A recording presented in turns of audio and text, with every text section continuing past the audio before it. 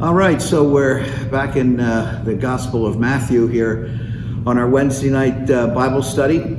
We're going to begin chapter 20 of Matthew. Jesus has been talking about the kingdom of heaven in the Gospel of Matthew, and he's done a lot of teaching on it through a lot of miracles and a lot of things that he said to his disciples. And now as he moves towards Jerusalem, and tonight we'll go through the Palm Sunday story, the entrance into Jerusalem, and then during those few days before his arrest and execution, Jesus does more teaching on the kingdom of heaven than in any of the other Gospels, giving one parable after another, talking about the end of the age, how the kingdom is coming into the world. It's an amazing section, one that we really don't talk about a whole lot, or I don't hear a lot of sermons on it, but it's just amazing the things that Jesus said. So I invite you to look in your Bibles at chapter 20, and we'll begin this session. Chapter 20, verse 1. For the kingdom of heaven is like a landowner who went out early in the morning to hire laborers for his vineyard. After agreeing with the laborers for the usual daily wage, he sent them into his vineyard. When he went out at about 9 o'clock, he saw others standing idle in the marketplace, and he said to them, "You also go into the vineyard, and I will pay you whatever is right." So they went.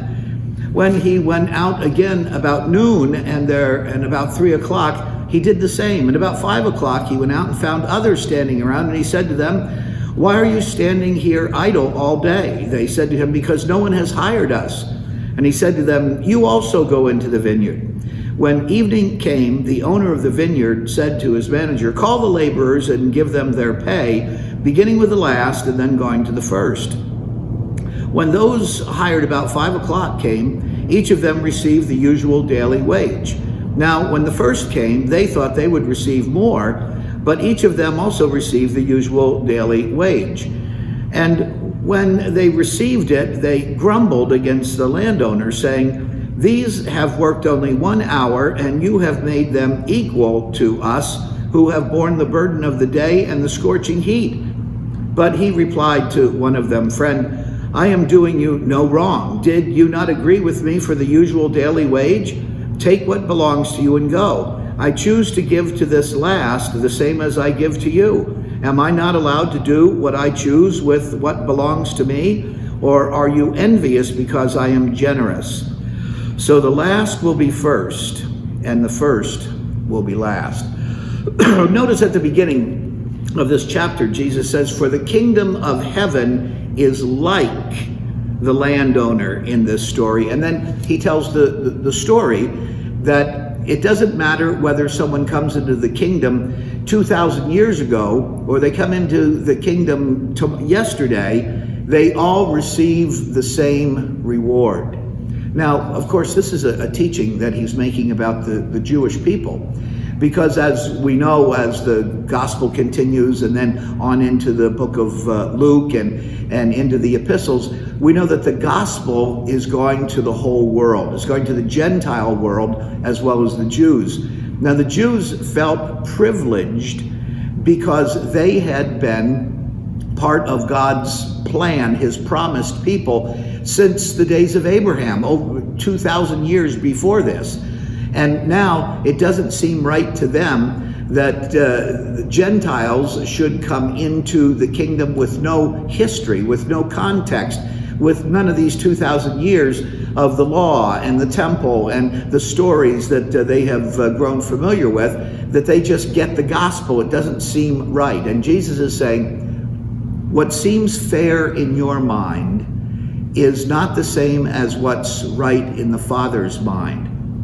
It's the Father's privilege to offer salvation to whomever he wishes to offer salvation, whether they have been a believer their whole life or whether on their deathbed they come to become a believer.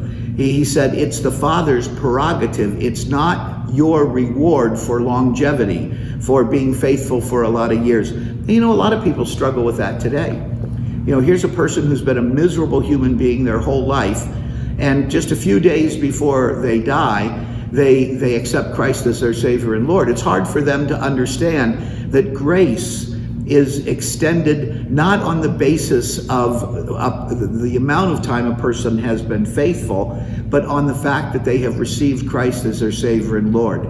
It's not how long ago that happened, it's that it did happen. That's what the kingdom of heaven is like. The kingdom of heaven is for those who believe, whether they've believed their whole life long or just recently believed. The kingdom is heaven is like that because the Father is generous. That's the idea that Jesus is teaching about the kingdom, is the generosity of the Father. The free gift of eternal life is based upon God's generosity. It's not based upon how long we worked for it. It's not based upon our righteousness. It's based upon the Father's will to give to those who he has decided to give life to, based upon their relationship with Jesus. And so that's an important aspect for us to understand about the kingdom of heaven. It's not like the way that we evaluate what's fair and what isn't fair. It has to do with the Father's generosity. And we're going to see that taught again and again in these next few chapters, because Jesus is establishing that the kingdom of heaven is for everyone, not just for those who have been faithful Jews for the last 2,000 years. That's a big idea that really gets the Jewish people upset and leads to eventually Jesus' arrest and his execution. So then verse 17 continues. While Jesus was going up to Jerusalem, now he's on his way to Jerusalem, he took the 12 disciples aside by themselves. So here's a teaching that's just for the disciples. And he said to them on the way, look, we're going up to Jerusalem, and the Son of Man will be handed over to the chief priests and the scribes, and they will condemn him to death, and then they will hand him over to the Gentiles to be mocked and flogged and crucified, and on the third day he will be raised. Now this is the third time in the Gospel of Matthew that Jesus has talked about his death and his resurrection. Now, of course, the disciples are not paying attention to this. As we've seen here over the last few weeks in the time of Palm Sunday and then on into Good Friday, although Jesus said these words, they did not register with the disciples because they were focused on other things. And when the time came, they never remembered the words that Jesus said. And so they were shocked, they were surprised, and they were not expecting him to show up on the third day alive. But Jesus says this is now the third time, and there'll be several more times that Jesus talks to them about his death and resurrection. So immediately following that, then, just after that moment, then the mother of the sons of Zebedee came to him with her sons, and kneeling before him, she asked a favor of him. And he said to her, what do you want? And she said to him, declare that these two sons of mine will sit one at your right hand and one at your left in your kingdom. In other words, here's their mother saying after all they've left and followed you, it'd be nice if you would reward them when you come into your kingdom with positions of authority and power. You know, after all the things they've done, you know, all of those kinds of things. This is a mother's request. And Jesus says to her, he says, you do not know what you're asking. Oh, there's a real interesting idea. Have you ever thought that many times when we're praying, we don't know what we're asking? We don't know what we're asking Jesus for, because often we don't know what his will is in a situation because it's not revealed until later. And so we're assuming that what we want must be what Jesus wants. And often I hear him saying things like this to me, you don't know what you're asking. Why are you asking for this? I have another plan in mind. I have another priority. I have another direction this is moving in. Why would you be asking for this? In other words, I think what Jesus is getting at, and he's going to talk about this later about in prayer, in terms of, if you don't know what God's will is on a particular subject, maybe you shouldn't be asking for what you want until you discover what it is that God wants. And then you can pray, Lord, it's not about what I want, it's about what you want. And so he says to the mother, you don't know what you're asking. You don't understand the situation. You're asking from a human standpoint, a mother who wants her boys to succeed. You don't have the whole story or the perspective. If you did, you might not be asking for this. And so he continues and says, are you able to drink the cup that I'm about to drink? And of course, the disciples said, well, of course we are. Yes, we are. And Jesus said, well, and you will indeed drink my cup, but to sit at my right hand and at my left is not mine to grant, but it is for those for whom it has been prepared by my Father. Positions, ministry, the opportunity to serve, to have various positions, as we would call them in the kingdom, have to do with how God has prepared people, and then he puts them into those positions. It's not about us wanting them, it's about God preparing. That's what Jesus is saying. He said, but it's for those for whom it has been prepared by my Father. Now, of course, the response of the other disciples, when the 10 heard it, they were angry with the two brothers, because the two brothers got there first. They even brought their mother to ask for these positions. The other disciples are going, why didn't we think of that? But Jesus called them and he said, you know that the rulers of the Gentiles lord it over them, and their great ones are tyrants over them. It will not be so among you. But whoever wishes to be great among you must be your servant, and whoever wishes to be first among you must be your slave, just as the Son of Man came not to be served, but to serve, and to give his life a ransom for many. Here Jesus says in the kingdom, the dynamics work a little bit differently. Those who are last in terms of the world's perspective, those who have nothing to offer, those who seem like they are unqualified, often they become the first. They become the ones that God uses in powerful, amazing ways. I was thinking about this morning when I was preparing this. Probably one of the most insignificant people personally in the 20th century, but who became one of the most influential spiritual leaders of the 20th century, is Mother Teresa. I mean, she was, she started out as a prostitute, and then she was converted and went through convent school, etc., and asked to be appointed to the most insignificant, despicable, awful place in the world, Calcutta, right on the Ganges River, where people were dying every single day. And she wanted to start a ministry to the dying Hindus in India of the lower class. And so there she was for 45 years, toiling in, nobody knew who she was. There was no sense of being featured in Life magazine, etc., until she started to write some things in recruiting other nuns to come and be a part of the group of sisters that she headed up. And then all of a sudden, people started to notice the incredible love and sacrifice and service that she was offering. And the Indians themselves started to honor her. And then she received the Nobel Peace Prize. She became a spokesman, someone who spoke at the White House. She spoke at the UN. I mean, she had incredible power, but for 40 years, she had nothing. And Jesus is saying, unless you're willing to serve and become the least, if you do that, then you're qualified to become significant in the kingdom. You don't start out with significance, you end up with significance through service, through ministry.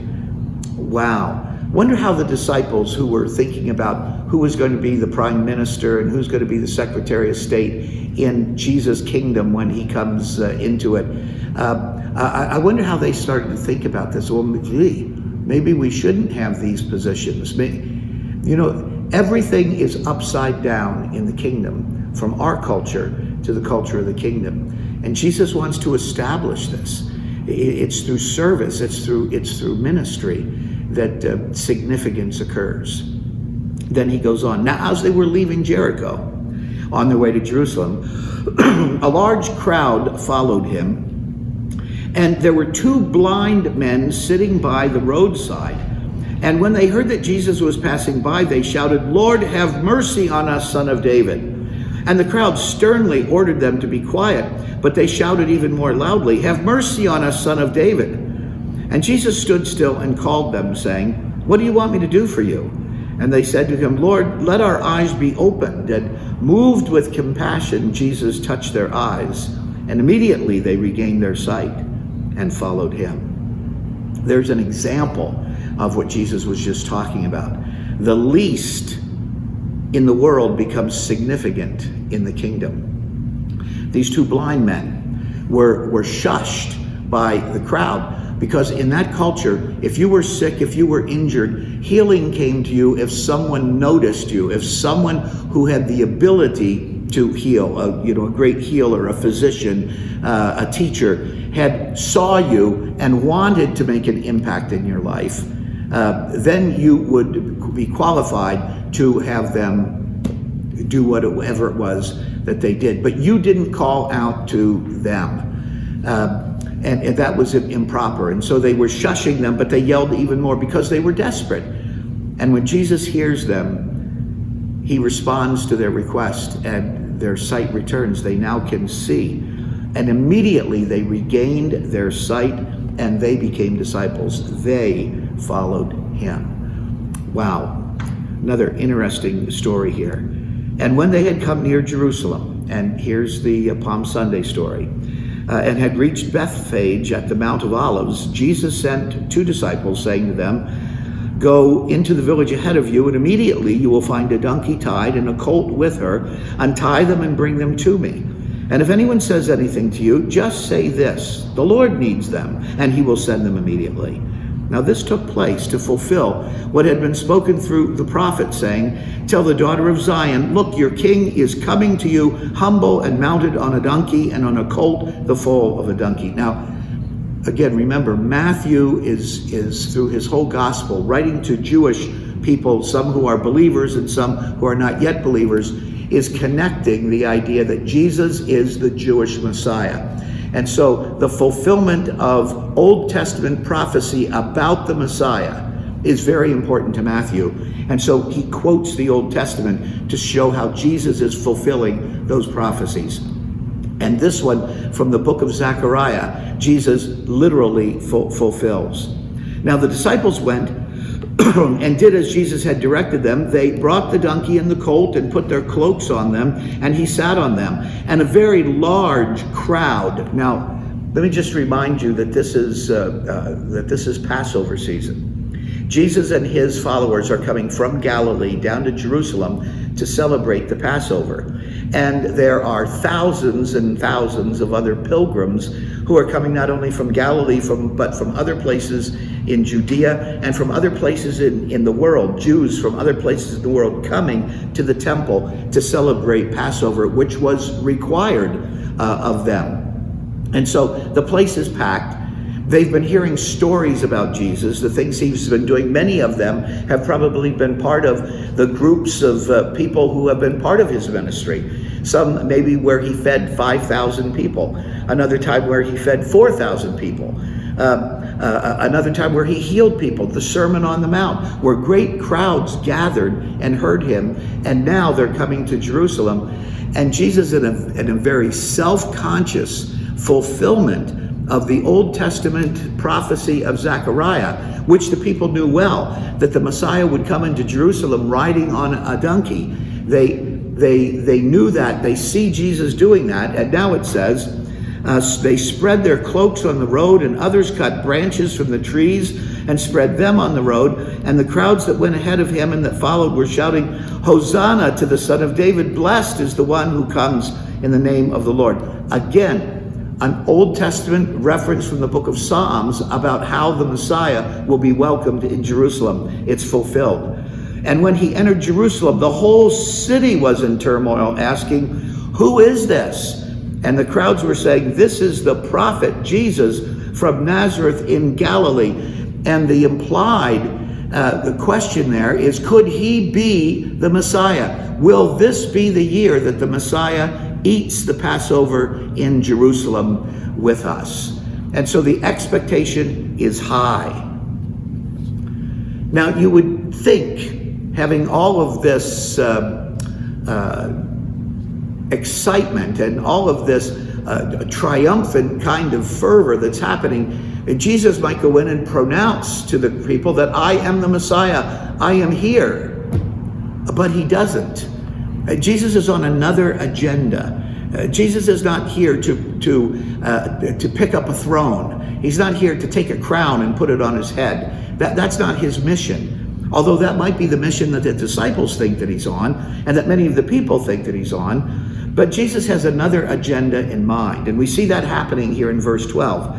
Then Jesus entered the temple and drove out all who were selling and buying in the temple, and he overturned the tables of the money changers and the seats of those who sold doves. And he said to them, "It is written, my house shall be called a house of prayer, but you are making it a den of robbers." Now think about that story. Nothing unusual is taking place in the temple. At Passover time, people are making sacrifices. And it's very difficult to bring a sacrifice from Galilee and walk 8 days and have it still be fit for sacrifice, a perfect sacrifice, in the temple 8 days later. And so people, when they came to the temple, they purchased their sacrifices in the temple and then would go and make their sacrifice.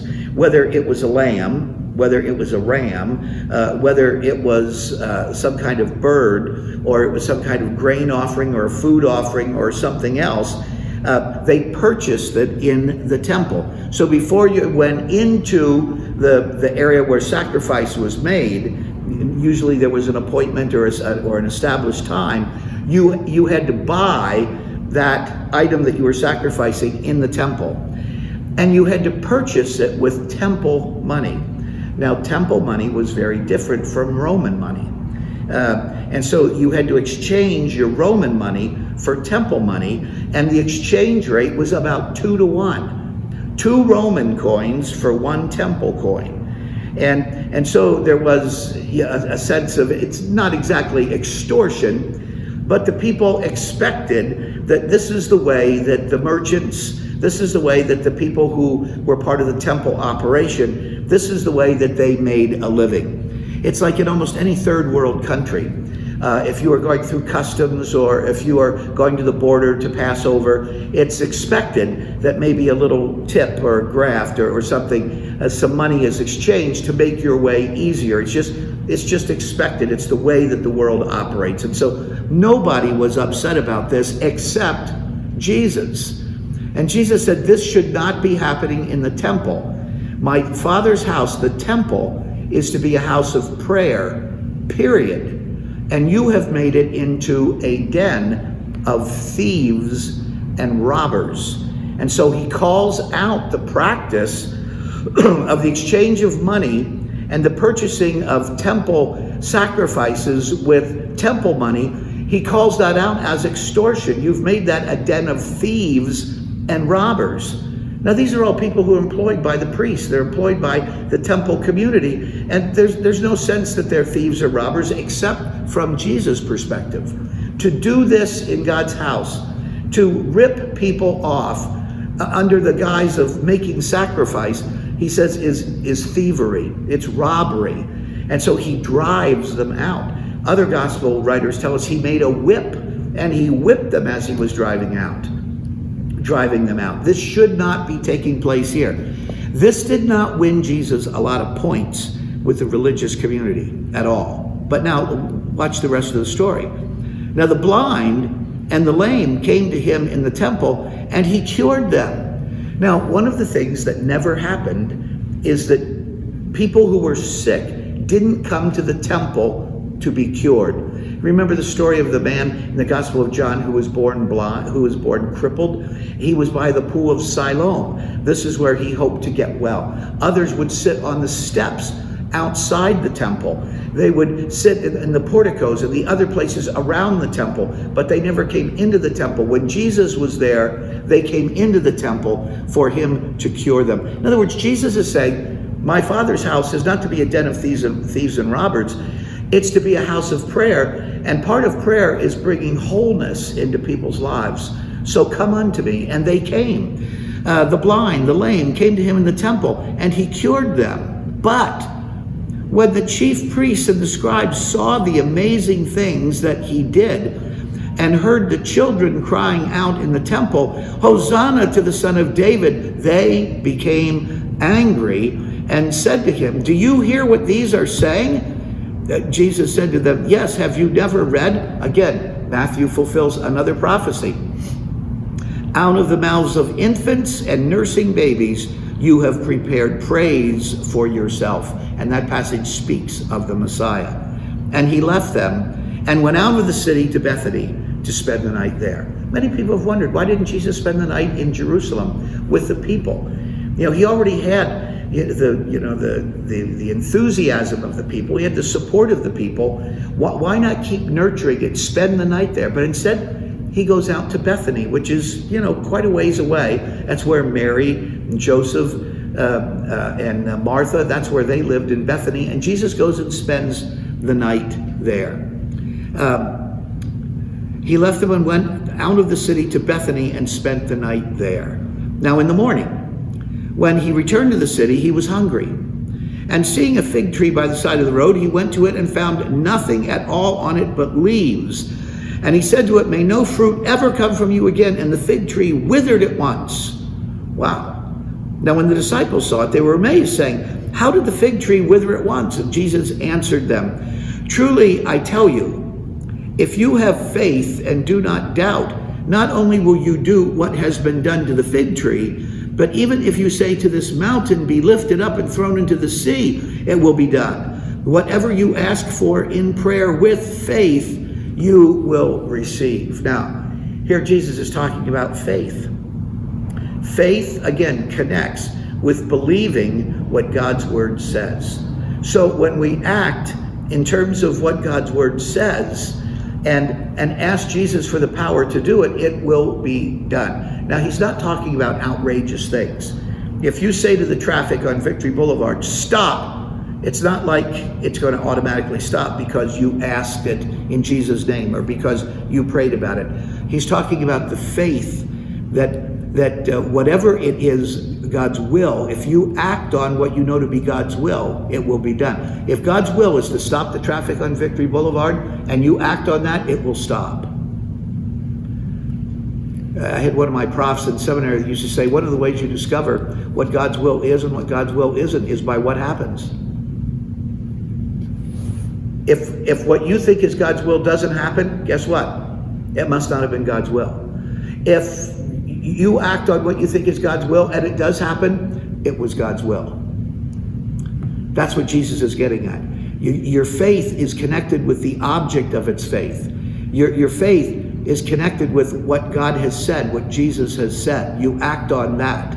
Jesus is saying, it was God's will to wilt this fig tree, and so I acted on it and it wilted.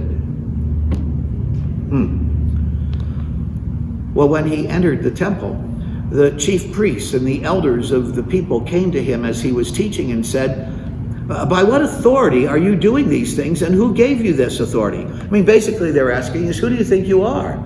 And what gives you the right to come in here and overthrow these long-standing traditions about healing people in the temple, about exchanging money in the temple, about selling sacrifices in the temple? Who do you think you are? Who gives you this authority? And Jesus said to them, well, okay. He said, I'll ask you a question. He says, if you can tell me the answer, then I will also tell you by what authority I do these things. Now, this is a terrific opportunity for Jesus to say, because I am the Messiah. I have been sent from God. I am God's son. I'm speaking in the authority of the Father. I'm speaking the words that Moses took down. I gave him those words. I'm speaking with God's authority. Perfect opportunity for Jesus to lay his cards on the table for the religious leaders. Maybe they would embrace them and say, oh, we've been waiting for you. But instead, Jesus says, well, you want to answer me a question? Let me ask you a question. You answer my question, I'll answer yours. And so he gives them a question they can't answer. He says this to them. He said, did the baptism of John come from heaven, or was it of human origin? Well, they argued with one another, and they said, if we say from heaven, he will say to us, well, why did you not believe him? But if we say of human origin, we are afraid of the crowd, for all regard John as a prophet. So, in other words, Jesus is talking about integrity. You know, are you able to actually tell the people why you rejected John? Or are you going to lie to them and tell them that you really believe that John was a prophet? You know, to pick your poison. Which one of these you're going to use? And so they said, well, we don't know. We can't answer you. And Jesus said to them, well, neither will I tell you by what authority I'm doing these things. Many people would say opportunity lost for Jesus. I think some of the disciples might have thought opportunity lost.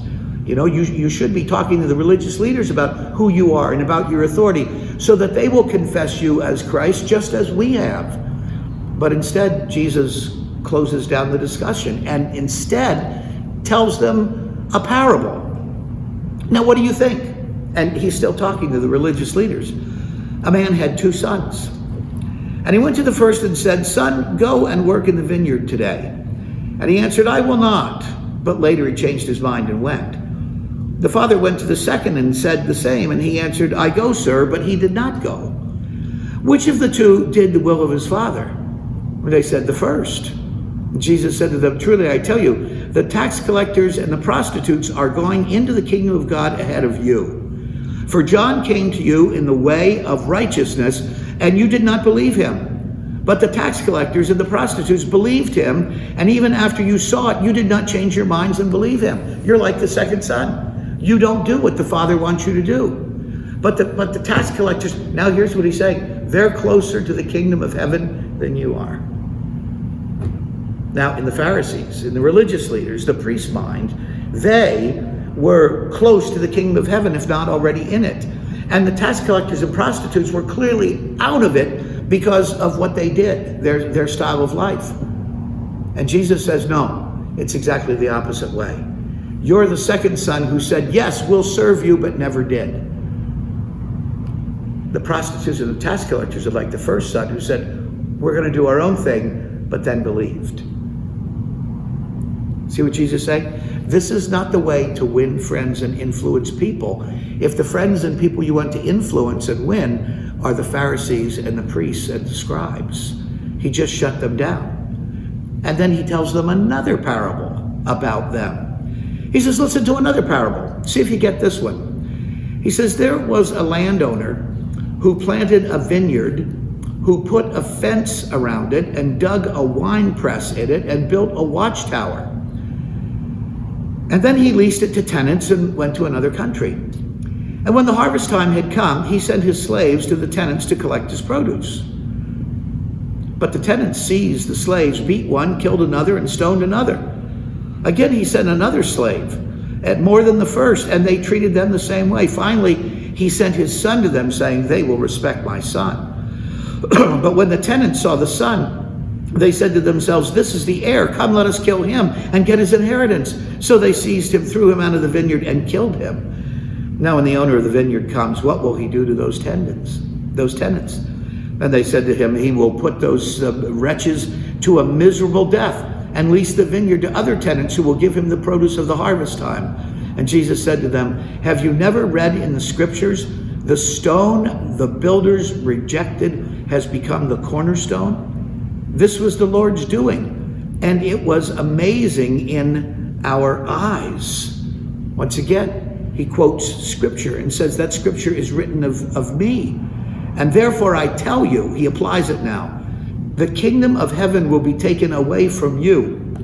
Who's he speaking to? the religious leaders, the scribes, the Pharisees, will be taken away from you and given to a people that produces the fruits of the kingdom. The one who falls on this stone will be broken to pieces, and it will crush anyone on whom it falls. If Jesus is the stone and he falls, if you knock him over and he falls, you're done. In other words, your future hangs on your decision about what you're going to do with Jesus. That's what Jesus is saying to the religious leaders. Wow. When the chief priests and the Pharisees heard his parables, they realized that he was speaking about them. And they wanted to arrest him, but they feared the crowds because they regarded him as a prophet.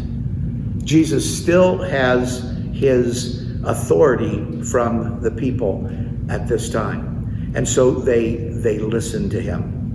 They are supportive of him, and the religious leaders don't dare arrest him because of the crowds.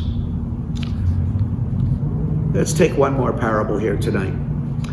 Once more, notice how Jesus keeps going over and over these. Matthew is showing these again and again. Once more, Jesus spoke to them in parables, saying, the kingdom of heaven, once again, is like, may be compared to. He's trying to help them understand what the kingdom of God is like. The kingdom of heaven may be compared to a king who gave a wedding banquet for his son. He sent his slaves to call those who had been invited to the wedding banquet, but they would not come. Again, he sent other slaves, saying, tell those who have been invited, look, I've prepared my dinner, my oxen, my fat calves have been slaughtered, and everything is ready. Come to the wedding banquet. But they made light of it, and they went away, one to his farm, another to his business, while the rest seized his slaves, mistreated them, and killed them. The king was enraged. He sent his troops, destroyed those murderers, and burned their city. And then he said to his slaves, the wedding is ready, but those invited were not worthy. Go therefore into the main streets and invite everyone you find to the wedding banquet. Those slaves went out into the streets and gathered all whom they found, both good and bad, so that the wedding hall was filled with guests. But when the king came in to see the guests, he noticed a man there who was not wearing a wedding robe. And he said to him, friend, how did you get in here without a wedding robe? And he was speechless. And then the king said to his attendants, bind him hand and foot and throw him into the outer darkness, where there will be weeping and gnashing of teeth. For many are called, but few are chosen. Very interesting. Jesus is again saying that those original ones who had been called, i.e. the Jews, represented in Jesus' day by the Pharisees, by the scribes, by the religious leaders, by the priests. He said they were called, but then when the Son comes, they're not ready. They're not open. They don't want to receive the Son. In fact, they killed the prophets who came to tell them the time was right. And so the kingdom is going to be going to whoever is available and ready to avail themselves of the banquet, of the wedding feast. They're coming in their wedding, they're not coming in their daily dress. They're coming in a wedding banquet garb. They're ready. They've responded. And so they come. And so Jesus is again saying the kingdom of God is compared to this kind of wedding banquet.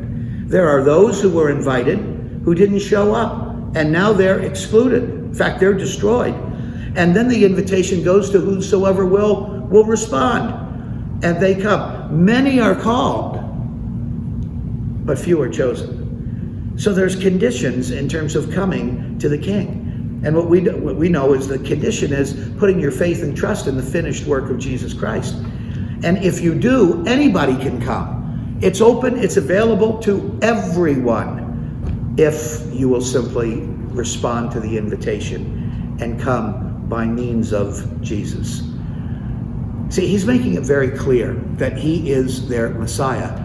And the agenda when the Messiah is here is different now than it has been. The old is over. There's a whole new thing going on. The kingdom of heaven is different than the way that Judaism is today, Jesus is saying. That is over, and there's a whole new approach going on. Now believe in that, and you'll be part of it. That's what Jesus has been saying now for 3.5 years. And as he comes to the end, he keeps right on saying the same things, only with more intensity. And he's saying them now directly to the religious leaders. Maybe they'll hear. Maybe they'll understand. Maybe they'll have faith. Maybe they will come into the kingdom. Now, I think that's Jesus' hope. I think he's trying to offer them. You're called, and if you want, you can be chosen if you'll come through me. Well, let's pray together, and then we'll pick this up again next week with the question about paying taxes to Caesar or not. Lord Jesus, thank you so much for these stories that we read about these last days of your life. Lord, how clear you were making it that the kingdom is not about the religious order and structure of Judaism in the first century. It's not about the 2,000 years of history that has led up to this. It's about a whole new thing. That was all shadow. This is now the substance. This is the real thing, the kingdom of heaven, where you are king and we surrender to you as our king. That's the real thing. That's open and available to everyone who will believe. God, thank you for these passages in the Gospel of Matthew. May we hear them. May we act on them. May we be chosen to be part of this kingdom because we believe in you. I pray in Jesus' name.